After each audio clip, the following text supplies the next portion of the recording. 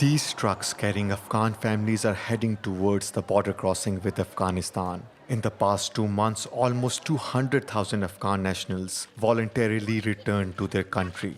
Ahead of 1st November, the official deadline for all undocumented refugees to leave or to face deportation. Musafir is leaving Pakistan after spending 40 years in the country, a lifetime packed in a few bags.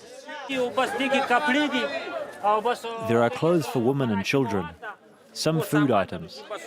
There are also household items like sheets, baskets, and canned food. That's all. According to Pakistani authorities, Afghan refugees pose a security threat. Musafir migrated to Pakistan in 1982 during the Soviet invasion of Afghanistan. He worked as a construction worker. He is leaving voluntarily but reluctantly. Pakistan is our home because this is where we grew up. My beard turned white here. We heard that people who have legal papers can stay, but those who don't will be arrested and placed in temporary camps where they will be separated from women and children and then deported. A few kilometers away, a detention camp is being set up. Undocumented Afghans will be kept in these tents before being deported to Afghanistan. There are almost 2 million Afghan currently living illegally in Pakistan. The influx of refugees has been constant over the past 4 decades. Pakistani authorities gradually stopped registering them. This family found refuge in Rawalpindi 5 years ago. The father prefers to remain anonymous. About 10 days ago, he received this eviction notice.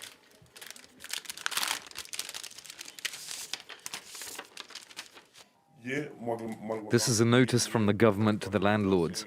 It says that owners of houses and buildings are informed that if an Afghan individual or family rents their property, they must be asked to vacate the premises immediately. Here is the notice given to us by the owner.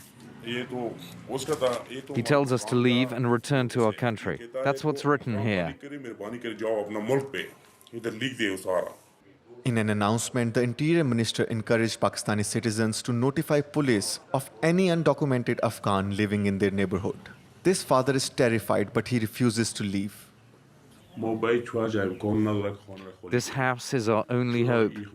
We will not leave it until the owner or the Pakistani government comes to take us out by force. We'll stay here. We're not safe in Afghanistan. We'd rather be imprisoned in Pakistan than return to Afghanistan, because at least here we're alive. Since the government's announcement, this family's life has been turned upside down. The school principal told us that us Afghan children could no longer come. I'm mad. 600,000 Afghans found refuge in Pakistan after the Taliban took control in August 2021. This Afghan journalist is hiding in an undisclosed location. Her asylum application is being processed by the French embassy. Without proper documents, she fears she will be deported anytime. I'm very anxious. I cry a lot. I've changed house several times. I stay inside and don't go out anymore.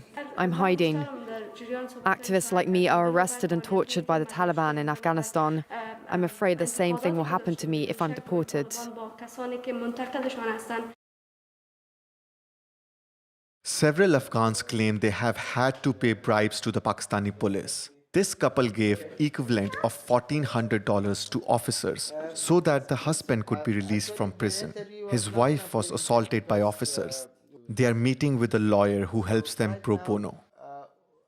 So, Abdullah, how are you faring these days? When we came here 2 years ago, we had hope because international community promised us those people who work for the human rights, who work with the international community, their allies.